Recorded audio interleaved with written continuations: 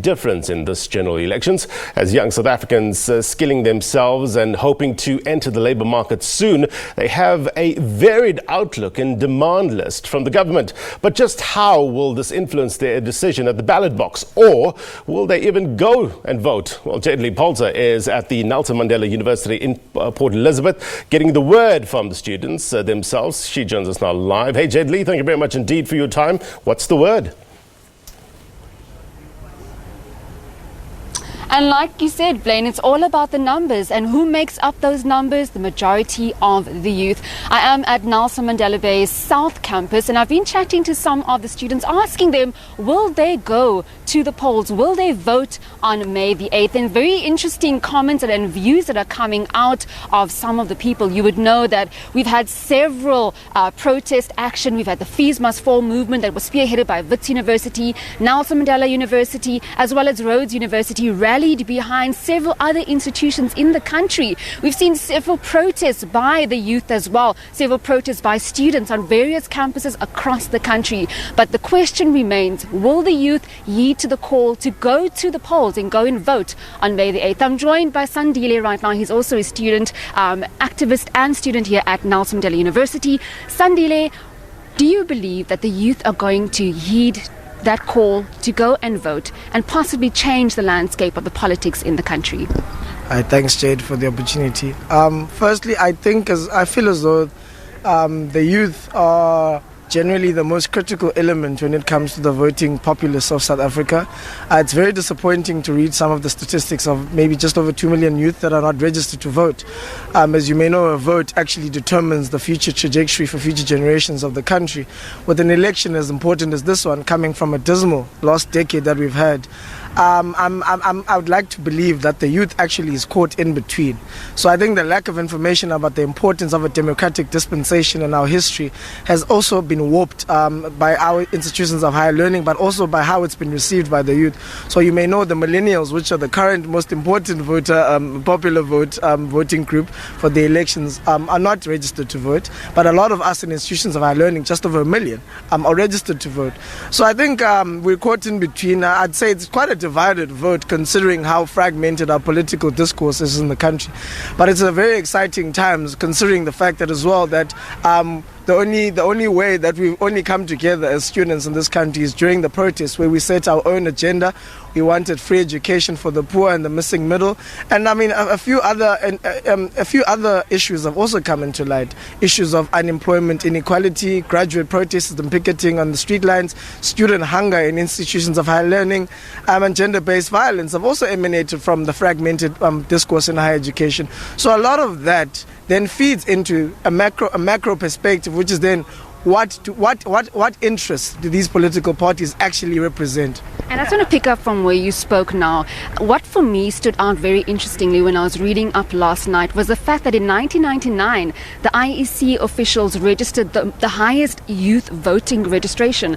And we've seen that in a decade now, moved to 2019 in January, there hasn't been a lot of youth that have actually gone to register. That for me is quite concerning, especially when they are the majority. Why do we see, in layman's terms, why do we see the youth not wanting to vote? Do you believe that they perhaps feel that there aren't any political parties that really speak to them? I don't necessarily think that there's no political party that speaks to the youth. I think it's a matter of context. So if we look at the struggles that generation particularly faced, it was more of a consciousness-driven approach to voting, whereas it was a struggle for liberation and democratic one-man, one-vote approach to voting, which is why people were so desperate for that political freedom. What then faces our generation is that now that the political freedom has been attained, how do we then attain the economic freedom? That is the real challenge that we're facing. I myself, I'm a fortunate postgrad economics student, and I'm a student entrepreneur.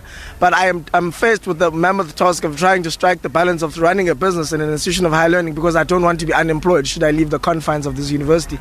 A lot of students are finding that a very scary reality. Some of us have become innovative private enough to start businesses while we're studying. But the scary interest is that, can a political party actually deliver a job? Can a political party teach you how to run a business? Those are the different questions that come and emanate from this discussion. So the politics actually influence whatever end goal and the value chain of higher education. So if I was to speak for myself in the context of higher education, I'm pretty petrified of being unemployed. I'm petrified of going back and being poor. No one wants to be poor. So that's why we study, in order to make a name for ourselves and build some form of reputation and capital so we can contribute meaningfully to the economy.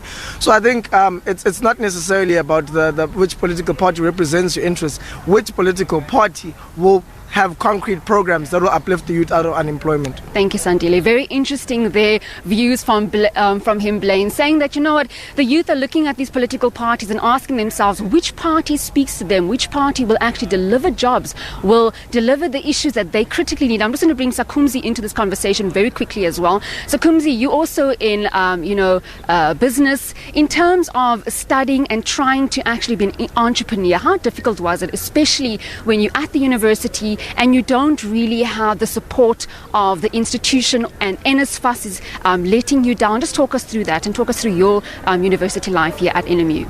All right, thank you very much, Aiden. So basically, when you're speaking about the combination and the difficulty of it, basically what drives us as students, Sandile picked up on this, we don't want to be poor, and we don't want to go back into our communities and not bring an impact. So what has driven me to be able to have the balance, or strike the balance of being a student and being an entrepreneur, is that passion to make sure that I make a difference, that I bring an impact. So we are living purpose-driven lives because what we seek to do, we seek to make a difference and make a name for ourselves.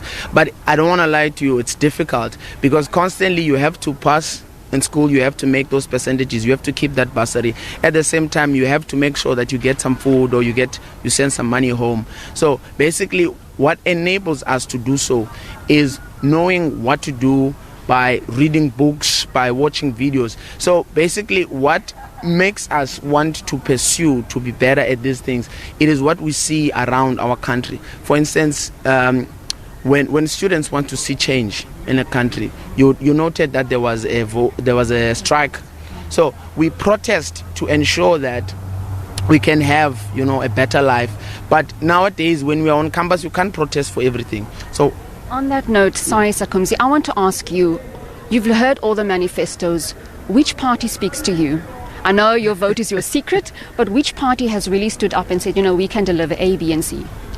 Sandile spoke on this, that the current issues that we are all dealing with now, I'm a graduate, two-time graduate, and now I'm doing my master's. And my master's research speaks on how can we transform unemployment into entrepreneurial opportunities. The saddening thing for me is when I see unemployed graduates striking and say we are unemployed. Because with me, I strongly believe parties that are speaking on how they can solve this tragedy we are in of unemployment, parties that are telling us how can we help students be entrepreneurial, are those parties that are speaking to me. I cannot be specific as to which party, but we want economic liberation. We want opportunities. We want to be put and allowed to lead, to make mistakes, and to ensure that we are impacting other people's lives. We want people that will go to rural areas, not when they want votes, but when they want to go there and change impact. We want people that will transform not only the mindsets of people, but will transform the state, the state where people stay in. For instance, if you go to rural areas and you bring malls, and you bring transformation, Stanley spoke about development, you bring what we have in the city and you create it in that space, then we were able then to have such a country that is equal and that everyone has an equal opportunity to. Thanks.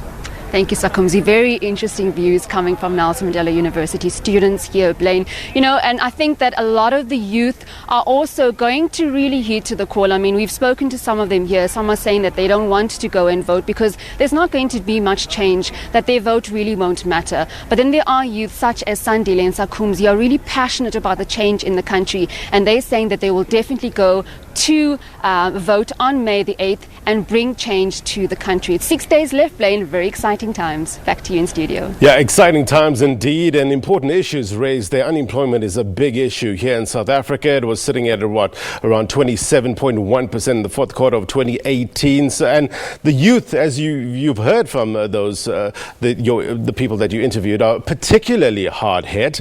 And there is, we're told, certain youngsters that are so discouraged that with the labor market that they've actually given up in terms of enhancing their skills base and education through training. So skills development really key in these elections and for the youth in particular. Jayed-Leigh Paulse, thank you very much indeed for your reporting. Well, the SABC is visiting Unit 9 clinic in Mahikeng.